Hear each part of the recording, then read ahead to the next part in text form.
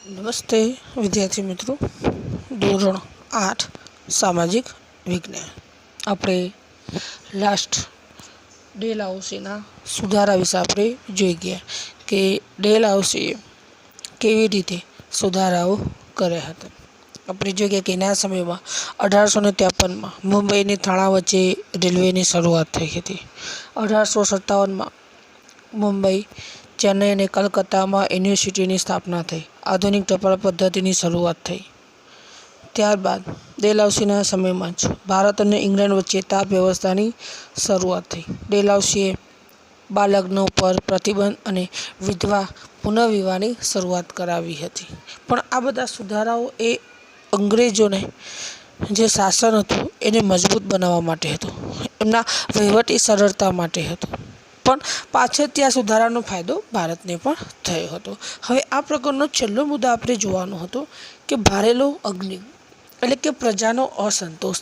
તો પ્રજાનો અસંતોષ કેમ ઊભો થયો? ધ્યાન આપો, આ પ્રજાના અસંતોષના કારણે અંગ્રેજો સામે ભારતે સૌથી પહેલો સ્વાતંત્ર્ય સંગ્રામ કર્યો હતો 1857। આ 1857નો સ્વાતંત્ર્ય સંગ્રામ થવા પાછળનું કારણ એ હતું કે અંગ્રેજો તરફ ભારતીય પ્રજાનો અસંતોષ કેમ ઊભો થયો એના વિશે આપણે જોઈએ તો વેલેસ્લીની સહાયકારી યોજના પછી ડેલહાઉસીની ખાલસા નીતિને કારણે પ્રજાનો અંગ્રેજ શાસન સામે અસંતોષ બહાર આવ્યો। તો આપણે બંનેની નીતિ વિશે આપણે જોઈ ગયા। તો જે રીતે વેલેસ્લીની સહાયકારી યોજના અને ત્યારબાદ ડેલહાઉસીએ પછી ખાલસા નીતિ અમલમાં મૂકી, જેના કારણે ગેરવહીવટના બહાને અને કોઈ આશ્રિત અપુત્ર રાજા મૃત્યુ પામે ત્યારે આવા પ્રદેશોને ખાલસા કરવામાં આવે, એટલે કે આવા રાજ્યોને પડાવી લેવામાં આવ્યા। તો આ નીતિને કારણે જે ભારતીય જે લોકો હતા એ ભારતીય લોકોનો અસંતોષ બહાર આવ્યો, એટલે કે અંગ્રેજો સામે ભારતીય લોકોનો અસંતોષ વધતો જ ગયો। બીજી બાજુમાં અંગ્રેજોની દમનકારી નીતિ અને ડેલહાઉસીના સુધારાઓને લીધે બળતામાં ઘી હોમાયું। તમે જુઓ, એક બાજુ તો અંગ્રેજોની દમનકારી નીતિ હતી જ। દમનકારી નીતિ એટલે કે અંગ્રેજો ભારતીય લોકો પર અત્યાચારો ગુજારતા હતા। અંગ્રેજો ભારતીય પ્રજાઓ જે છે એ પ્રજાઓ પર જુલમ ગુજારતી હતી। અને બીજી બાજુમાં જે ડેલહાઉસીએ જે સુધારા કર્યા એના કારણે બળતામાં ઘી હોમાયું, એટલે કે જે ડેલહાઉસીના જે સુધારા હતા એ ભારતીય પ્રજાને પસંદ આવ્યા ન હતા। આપણે જોઈએ કારણ કે રેલવે, તાર ટપાલની સુવિધા, ઉચ્ચ શિક્ષણની વ્યવસ્થા લોકોને ખૂંચવા લાગી।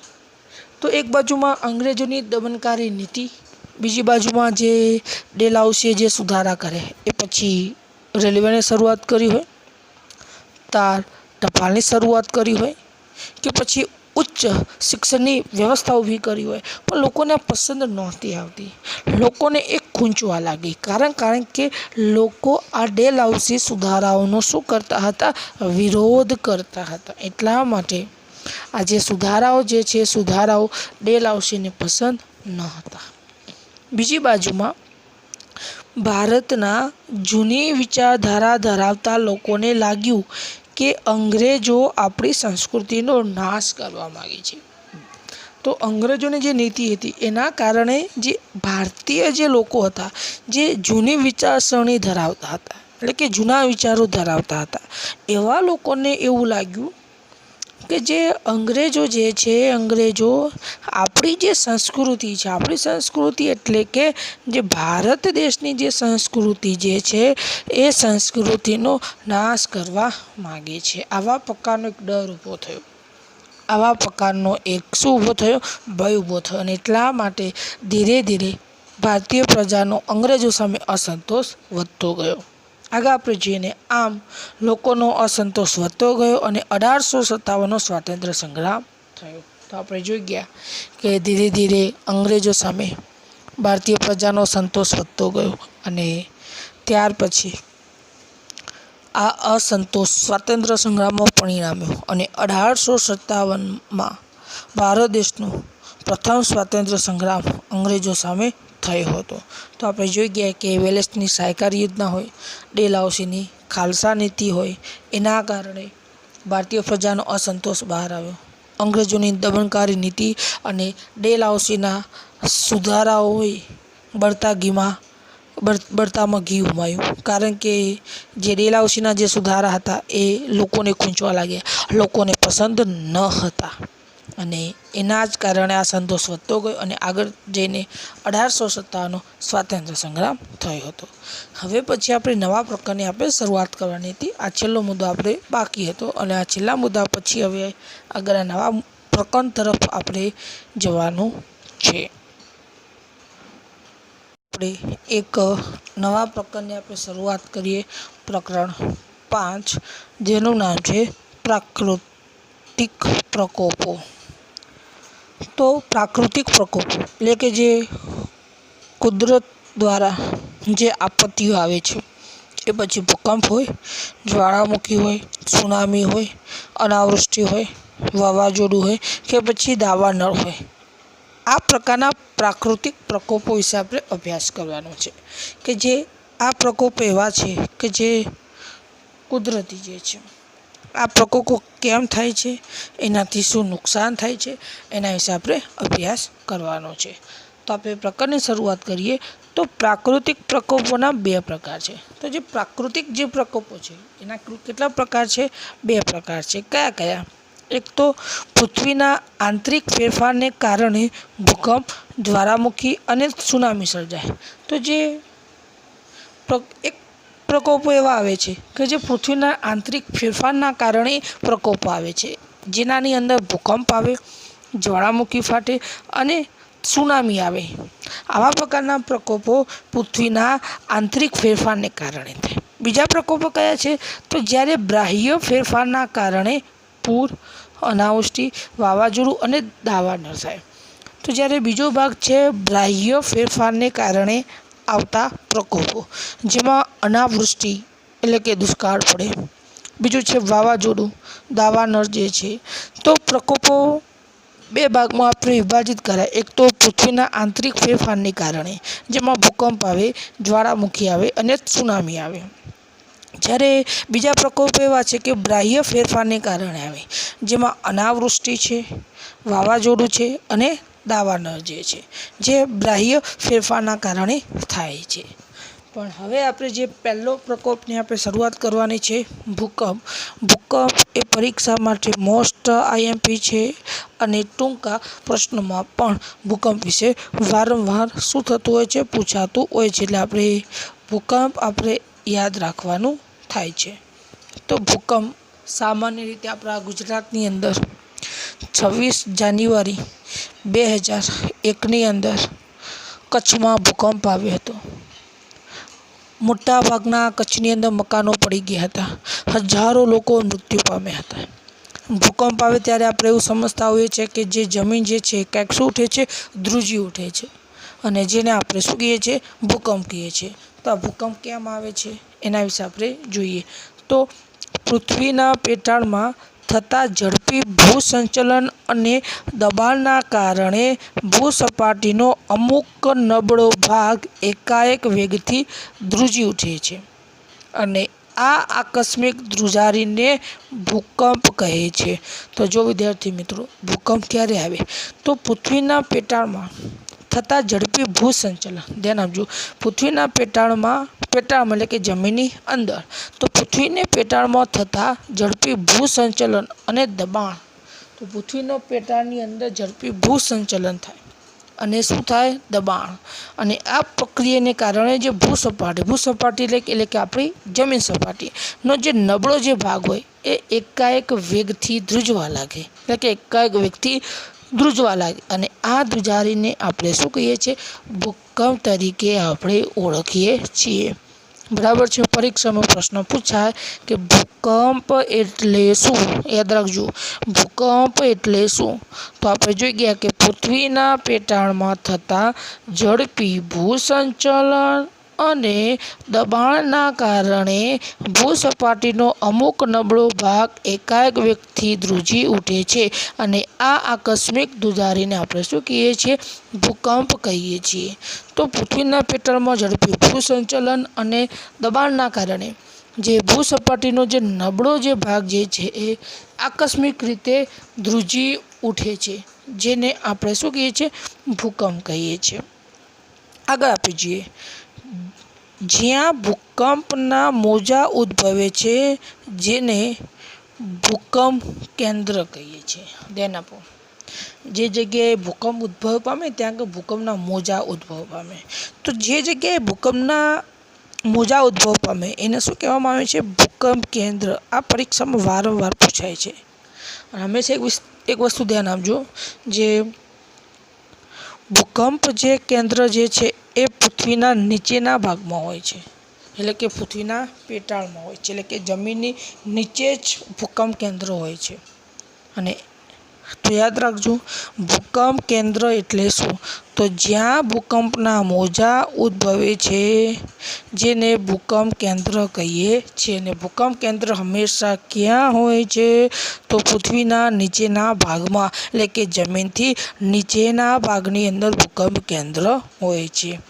પરીક્ષામાં વારંવાર પ્રશ્ન પૂછાશે કે ભૂકંપ કેન્દ્ર એટલે શું? તો જ્યાં ભૂકંપના મોજા ઉદ્ભવે છે જેને ભૂકંપ કેન્દ્ર કહીએ છીએ. અને ભૂકંપ કેન્દ્ર ક્યાં હોય છે? તો આ ભૂકંપ કેન્દ્ર પૃથ્વીના નીચેના ભાગમાં હોય છે, એટલે કે જે આપણી જે પૃથ્વી છે એ પૃથ્વીના નીચેના ભાગની અંદર ભૂકંપ કેન્દ્ર હોય છે. આગળ આપણે જોઈએ, આંતરિક ભૂસંચલનના કારણે ભૂકંપ થાય છે. તો આપણે જોઈએ કે પૃથ્વીના પેટાળની અંદર આંતરિક ભૂસંચલન અને દબાણના પ્રક્રિયાને કારણે ભૂકંપ આવે છે. ભૂકંપ કેન્દ્રમાંથી ભૂકંપના મોજા બધે ફેલાય છે અને તેમાંથી કેટલાક મોજા ભૂસપાટી પહોંચી તેની અસર ફેલાવે છે. તો આપણે ખ્યાલ છે કે પૃથ્વીના પેટાળમાં, ધ્યાન રાખજો ખાસ, પૃથ્વીના પેટાળમાં જ્યારે ભૂકંપ કેન્દ્રથી ભૂકંપના મોજા ઉદ્ભવ પામે છે ને આ મોજા ધીરે ધીરે ક્યાં વધે છે? આગળ વધે છે. એમાંથી કેટલાક મોજા ભૂસપાટી તરફ આવે, એટલે કે જમીનની ઉપર આવે છે, અને એના કારણે ત્યાં આગળ ભૂકંપની અસર આપણને જોવા મળી રહી છે. તો વિદ્યાર્થી મિત્રો, આપણે જોઈ ગયા કે પૃથ્વીના પેટાળમાં જ્યારે ભૂકંપના મોજા ઉદ્ભવ પામે, બરાબર છે ને, આ મોજા ધીરે ધીરે ફેલાતા જ જાય, બરાબર છે. એમાંથી કેટલાક મોજા ક્યાં આવે? ભૂસપાટી તરફ, એટલે કે જમીન ઉપર આવે, એટલે આપણને ભૂકંપની આપણને શું થાય છે? અસર થાય છે. તો એની અસર આપણને થાય છે. આગળ આપણે જોઈએ, ભૂકંપ કેન્દ્રથી પૃથ્વી સપાટીના નજીકના સ્થળ કે કેન્દ્રને ભૂકંપ નિર્ગમન કેન્દ્ર કહેવામાં આવે છે. જુઓ, હવે એક આ મોસ્ટ ટાઈમ છે કે ભૂકંપ નિર્ગમન કેન્દ્ર કોને કહેવાય? તો આપણે જોઈ ગયા કે પૃથ્વીના પેટાળ, કે જમીનના નીચે જે ભૂકંપના મોજા ઉદ્ભવ પામે એને આપણે શું કહીએ છીએ? ભૂકંપ કેન્દ્ર. પણ આ ભૂકંપ કેન્દ્રથી પૃથ્વી સપાટીનો નજીકનો ભાગ, એટલે કે ભૂકંપ કેન્દ્રથી પૃથ્વી સપાટીનો જે નજીકનો ભાગ, એટલે કે જમીન સપાટીનો જે નજીકનો જે ભાગ જે છે એને આપણે શું કહીએ છીએ? ભૂકંપ નિર્ગમન કેન્દ્ર કહેવામાં આવે છે. જેને આપણે શું કહીએ છીએ? ભૂકંપ નિર્ગમન કેન્દ્ર કહેવામાં આવે છે. તો જે ભૂકંપના મોજા ઉદ્ભવ પામે એને ભૂકંપ કેન્દ્ર કહેવાય. ભૂકંપ કેન્દ્ર ક્યાં હોય? પૃથ્વીના પેટાળમાં, એટલે કે જમીનના નીચે. પણ આ ભૂકંપ કેન્દ્રથી નજીકનો જે ભૂસપાટીનો ભાગ, એટલે કે જે જમીન સપાટીનો જે ભાગ છે એને આપણે શું કહીએ છીએ? ભૂકંપ નિર્ગમન કેન્દ્ર કહીએ છીએ. અને ભૂકંપની સૌથી વધુ અસર ભૂકંપ નિર્ગમન કેન્દ્ર ઉપર થાય છે, કારણ કે ભૂકંપ કેન્દ્રથી જે મોજા ઉદ્ભવ પામે છે ધીરે ધીરે એના નજીકનો જે વિસ્તાર છે ભૂસપાટી, એટલે કે જમીન વિસ્તારને ભૂકંપ નિર્ગમન કેન્દ્ર કહે છે, અને ત્યાં આપણને ભૂકંપની અસર વધારે થાય છે. જો વિદ્યાર્થી મિત્રો, બે વસ્તુ આપણે ખાસ યાદ રાખવાની છે, વારંવાર પરીક્ષામાં પ્રશ્ન પૂછાતો હોય છે કે ભૂકંપ કેન્દ્ર એટલે શું? તો જ્યાં ભૂકંપના મોજા ઉદ્ભવ પામે છે તેને ભૂકંપ કેન્દ્ર કહેવામાં આવે છે. ભૂકંપ કેન્દ્ર ક્યાં હોય? તો ભૂકંપ કેન્દ્ર પૃથ્વી પેટાળની નીચે, એટલે કે જમીનની નીચે, યાદ રાખજો, જમીનની નીચે ભૂકંપ કેન્દ્ર હોય છે. હવે ભૂકંપ નિર્ગમન કેન્દ્ર એટલે શું? તો ભૂકંપ કેન્દ્રથી નજીકનો ભૂસપાટીનો ભાગ એટલે કે નજીકનો જમીન વિસ્તારનો ભાગને આપણે ભૂકંપ નિર્ગમન કેન્દ્ર કહીએ છીએ. તો યાદ રાખજો, ભૂકંપ કેન્દ્ર છે પૃથ્વી સપાટીના નજીકના સ્થળ કે કેન્દ્રને આપણે શું કહીએ છીએ? ભૂકંપ નિર્ગમન કેન્દ્ર તરીકે આપણે ઓળખીએ છીએ. અને ભૂકંપની સૌથી વધુ અસર ક્યાં થાય છે? ભૂકંપ નિર્ગમન કેન્દ્ર. આપણે ખ્યાલ છે કે ભૂકંપના જે મોજા એટલે કે જે તરંગો છે એ ધીરે ધીરે આગળ વધે છે. કેટલાક તરંગો ભૂસપાટી તરફ આવતા હોય છે ને જ્યાં અસર કેવી થાય છે? વધારે થાય છે. આગળ આપણે જોઈએ, ભૂકંપ નિર્ગમન કેન્દ્રથી જેમ જેમ દૂરના સ્થળ પર જઈએ તેમ તેમ ભૂકંપની અસર ઓછી થતી જાય છે. તો આપણે જોઈ ગયા કે ભૂકંપ કેન્દ્રથી મોજા ધીરે ધીરે ક્યાં આવે? ભૂકંપ નિર્ગમન કેન્દ્ર ઉપર. એટલે કે ભૂકંપ નિર્ગમન કેન્દ્ર ઉપર ભૂકંપની અસર વધારે હોય, પણ ભૂકંપ નિર્ગમન કેન્દ્રથી જેમ જેમ દૂરના સ્થળ ઉપર જઈએ તેમ તેમ ભૂકંપની અસર ઓછી થઈ જાય છે. તો ભૂકંપ નિર્ગમન કેન્દ્રથી જેમ જેમ આપણે દૂર જઈએ, ધ્યાન આપજો, જેમ જેમ આપણે દૂર જઈએ તેમ તેમ ભૂકંપની અસર ઓછી થતી જાય છે. તો ભૂકંપ નિર્ગમન કેન્દ્ર ઉપર ભૂકંપની અસર વધારે હોય, પણ ભૂકંપ નિર્ગમન કેન્દ્રથી આપણે દૂર જઈએ એટલે કે દૂરના સ્થળ પર જઈએ તેમ તેમ ભૂકંપની અસર ઓછી થતી જાય છે. ઉદાહરણ તરીકે આપણે જોઈએ તો જે કચ્છની અંદર જે ભૂકંપ આવ્યો 26 જાન્યુઆરી 2001ની અંદર, તો એ સમયે ભૂકંપનું નિર્ગમન કેન્દ્ર ક્યાં હતું? કચ્છમાં હતું. તો કચ્છમાં ભૂકંપની અસર ક્યાં થઈ? વધારે થઈ. આપણા અમદાવાદની અંદર ભૂકંપની અસર ઓછી જોવા મળી. કેમ? કારણ કે ભૂકંપ નિર્ગમન કેન્દ્રથી દૂર દૂર જઈએ એટલે કે દૂરના સ્થળ ઉપર જઈએ તેમ તેમ ભૂકંપની અસર કેવી થતી જાય છે? ઓછી. એટલે કે ભૂકંપ નિર્ગમન કેન્દ્ર ઉપર જ વધારે અસર હોય છે અને એનાથી દૂર જઈએ તેમ તેમ અસર ઓછી થતી જાય છે. આગળ, ભૂકંપ આલેખ યંત્ર. ધ્યાન આપો, ભૂકંપ આલેખક યંત્ર જેને ઇંગ્લિશમાં સિસ્મોગ્રાફ કહેવાય, એના દ્વારા ભૂકંપનું ઉદ્ગમ સ્થાન અને વેગ એટલે કે એની તીવ્રતા જાણી શકાય છે. તો ભૂકંપ માપવાના યંત્રને ભૂકંપ આલેખ યંત્ર અથવા ઇંગ્લિશમાં સિસ્મોગ્રાફ કહેવાય. અને આ યંત્રથી આપણે ભૂકંપનું ઉદ્ગમ સ્થાન ક્યાં છે એટલે કે એનું ભૂકંપ કઈ જગ્યાએથી ઉદ્ભવ પામ્યો એ જાણી શકીએ છીએ. અને ભૂકંપની તીવ્રતા કેટલી છે?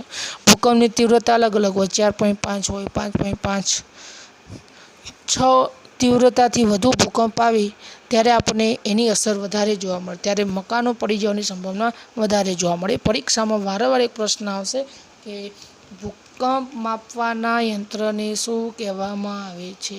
તો ભૂકંપ માપવાના યંત્રને ઇંગ્લિશમાં લખવું તો સિસ્મોગ્રાફ અથવા ભૂકંપ માપવાના યંત્રને ભૂકંપ આલેખ યંત્ર કહેવામાં આવે છે. પરીક્ષામાં આવશે કે ભૂકંપ માપવાના યંત્રને શું કહેવામાં આવે છે? તો ભૂકંપ માપવાના યંત્રને ભૂકંપ આલેખક યંત્ર કહેવામાં આવે છે. તો ભૂકંપ માપવાના યંત્રને ભૂકંપ આલેખક યંત્ર તરીકે ઓળખવામાં આવે છે. અને ઇંગ્લિશમાં યાદ રાખવું હોય તો સિસ્મોગ્રાફ, જેનાથી ભૂકંપનું ઉદ્ગમ સ્થાન અને વેગ માપી શકાય છે. આગળ, ભૂકંપ થવાના 3 કારણો છે. ભૂકંપ થવાના કારણો કેટલા છે? 3. કયા કયા? એક તો જ્વાળામુખીજન્ય ભૂકંપ, વિભવજન્ય ભૂકંપ અને ભૂસંતુલનજન્ય ભૂકંપ. આ ભૂકંપના થવાના 3 કારણો પણ છે અને ભૂકંપના 3 પ્રકારો છે. પરીક્ષામાં પ્રશ્ન એવું પણ પૂછાય કે ભૂકંપ થવાના 3 કારણો જણાવો અથવા તો ભૂકંપના 3 પ્રકારો જણાવો. તો આટલું યાદ રાખવાનું, જ્વાળામુખીજન્ય ભૂકંપ, વિભવજન્ય ભૂકંપ અને ભૂસંતુલનજન્ય ભૂકંપ. તો ભૂકંપ થવાના 3 કારણો અથવા તો ભૂકંપના 3 પ્રકારો કયા કયા છે? જ્વાળામુખીજન્ય ભૂકંપ, વિભંગજન્ય ભૂકંપ અને ભૂસંતુલનજન્ય ભૂકંપ. બીજું, ભૂકંપ માપવાના યંત્રને શું કહેવામાં આવે છે? ભૂકંપ આલેખક યંત્ર અથવા તો સિસ્મોગ્રાફ તરીકે ઓળખવામાં આવે છે.